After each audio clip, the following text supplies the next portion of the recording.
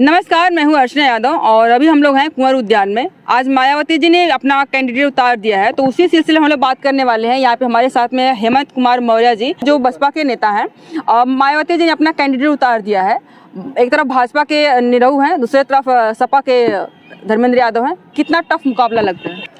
देखिए, जो आज हमारे प्रत्याशी आदरणीय बहन कुमार यादव जी भीम राजभर जी को उतारा है, तो सर्व समाज के लोग उनको वोट देंगे और लोकसभा में पहुंचाएंगे। टफ मुकाबले की बात करें, क्योंकि एक तरफ जो है कि सपा का गढ़ आजमगढ़ को कहते हैं। नहीं है, पहली बात ये जानिए, गढ़ है ये नहीं किसी का। नहीं, गढ़ कहते तो हैं कि गढ़ ऐसा आजमगढ़ में रामकृष्ण यादव जी बहुजन समाज पार्टी के यहाँ से सांसद बने थे और उसके बाद एक बार अकबर डम्पी जी फिर जीते चुनाव।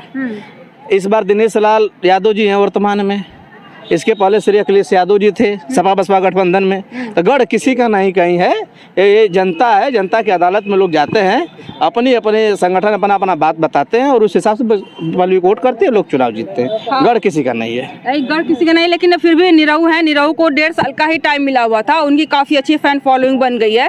और यादव बहुल क्षेत्र होने के कारण जो है कि अखिलेश यादव या फिर समाजवादी पार्टी का भी काफी बोलबाला इस एरिया में है। तो उसमें मायावती जी अपना कैंडिडेट और अपनी जो जगह है वो कैसे बना पाएंगे?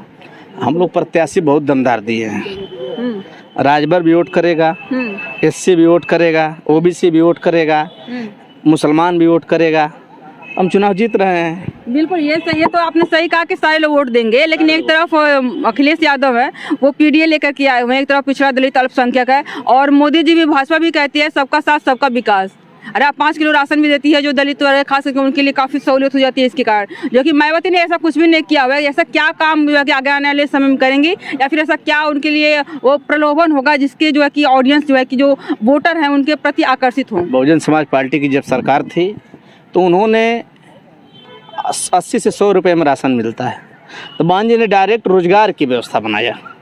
1 लाख से अधिक सफाई कर्मचारी की भर्ती किया। उत्तर प्रदेश के अंदर अधिक से अधिक नौकरी बहुजन समाज पार्टी की सरकार में दी। बैकला की भी नौकरियां भरी गई। तो उस समय कम से कम 20 लाख परिवारों को नौकरी मिली। तो बहुजन समाज पार्टी डायरेक्ट रोजगार की बात करती है, राशन की बात नहीं। राशन की बात क्या होती है? आपको रोजगार मिल जाए, आप अगर 30,000 रुपया कमाने लगे तो राशन 80 रुपया खरीदेंगी। रोजगार तो अभी भी मिल रहा है, मतलब कि अभी बहुत सारी जगहों पे जाकर के देखिए। पहले के समय में जो कि गांव में लोग कटिया लगती थी, गेहूं की कटाई होती थी, तो मजदूर मैन पावर ही करता था। अभी मशीनें आ गई हैं। अभी मैन भी, मतलब कि मैन पावर अगर आप तो कोई छोटे किसानों की मशीन नहीं जा सकती वहाँ पे, तो अगर मैन पावर सर्च करने जाओ तो वो मिलते नहीं है। तो ये भी तो रोजगार एक तरफ से खत्म हो रहा है, क्योंकि लोग कहते हैं कि अब हम सक्षम नहीं करने योग्य। बहुजन समाज पार्टी रोजगार तो खत्म हो रहा थी, तो सभी विभागों में नौकरी निकाल के लोगों को नौकरी दिया। आदरणीय बहन कुमारी मायावती जब देश की प्रधानमंत्री बनेगी तो सबसे भारत के अंदर सबसे बड़ा विभाग है रेलवे की वैकेंसी आप देख रहे हैं 4-5 साल से न्यूनतम जितना चाहिए उतना नहीं आ रही है। उतनी जल्दी उनका निपटारा नहीं हो रहा है, उतनी जल्दी लोगों की ज्वाइनिंग नहीं हो रही है, उतना नहीं निकाला जा रहा है। हर चीज़ प्राइवेट हो रहा है, तो बेरोजगारी दर बढ़ चुका है। तो प्राइवेट होने से क्या दिक्कत है? दिक्कत तो इससे होनी चाहिए ना कि काम कितना अच्छी क्वालिटी का या फिर बुरी क्वालिटी का हो रहा है। मतलब प्राइवेट में भी आपका तो होना चाहिए कि आप एग्रीमेंट है कि आप 20 साल जिंदा रहेंगे। 60 साल आदमी निश्चित तौर पर जीता है, तो 60 साल में 40 साल तो प्राइवेट वाले पक्का करें कि आप 40 साल मेरे यहाँ काम करेंगे। प्राइवेट से किसको नुकसान है? दलित को नुकसान है, पिछड़ा को नुकसान है, मुसलमान को नुकसान है, यहाँ तक कि सर्व समाज में अगड़ी जात के जो पढ़े लिखे ना हो उनको भी नुकसान है। जब सरकारी नौकरी होती है तो अस्थायी होता है कि चलिए हम 60 साल करेंगे। तो सरकारी नौकरी में लापरवाही में तो बढ़ जाती है।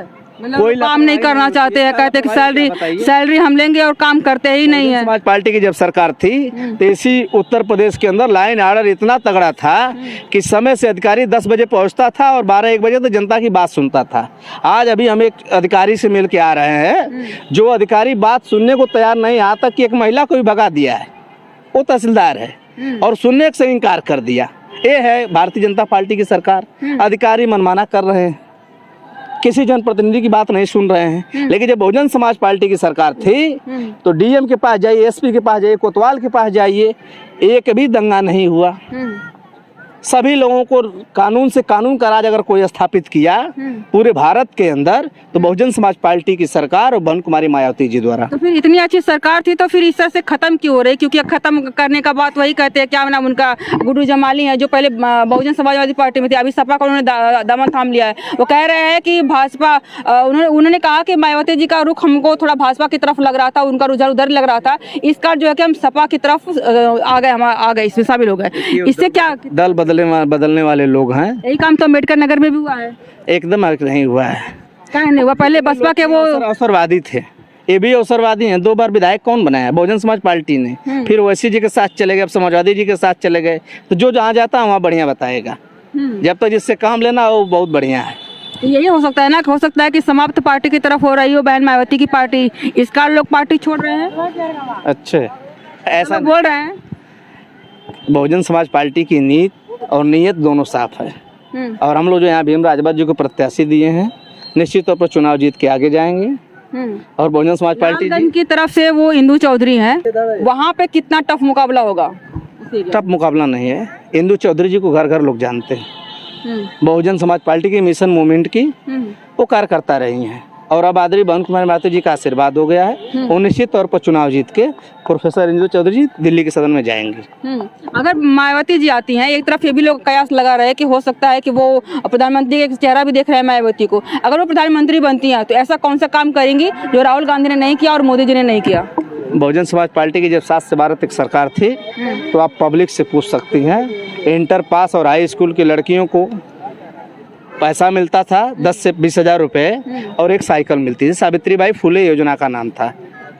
उन्होंने मेडिकल कॉलेज खोला, उन्होंने 23 जिलों की नया स्थापना किया, हर गांव में जो प्राइमरी विद्यालय है इसको बनवाया, माध्यमिक शिक्षा का जो है उसको बनवाया, इस विद्यालय बनवाया। बहन कुमारी मायावती तमाम ऐसा काम किया कि जो जमीन से जुड़ा हुआ है। यही आजमगढ़ से जो बलिया की रोड जाती है, बहुजन समाज पार्टी में 4 लेन हुआ था। उससे पहले तमाम सरकारें रहीं, कोई बढ़िया सड़क नहीं बना पाया। अभी एक सवाल और उठता है कि जो उनके उत्तराधिकारी हैं आदर्श आनंद, एक तरफ जो है कि भीम आर्मी के हैं चंद्रशेखर रावण आजाद, दोनों में अगर कंपेयर किया जाए तो किसका पड़ा ज्यादा भारी लगता है आम जनता? अब देखिए, आजमगढ़ में कोई चुनाव नहीं लड़ रहा है तो उस पर बातें करना नहीं सही है। क्योंकि आजमगढ़ का युवा जो है वो चंद्रशेखर रावण का फैन फॉलोइंग। कोई लड़ ही नहीं रहा है। कोई लड़ रहा हो तो बताइए आप। कोई लड़े तो बताइए। बहुजन समाज में जो है वो चंद्रशेखर रावण का जो है असर पड़ रहा है, आपको पता नहीं है? कोई असर नहीं, सिर्फ धर्मेंद्र यादव का असर है बहुजन समाज में। नहीं, सपा में।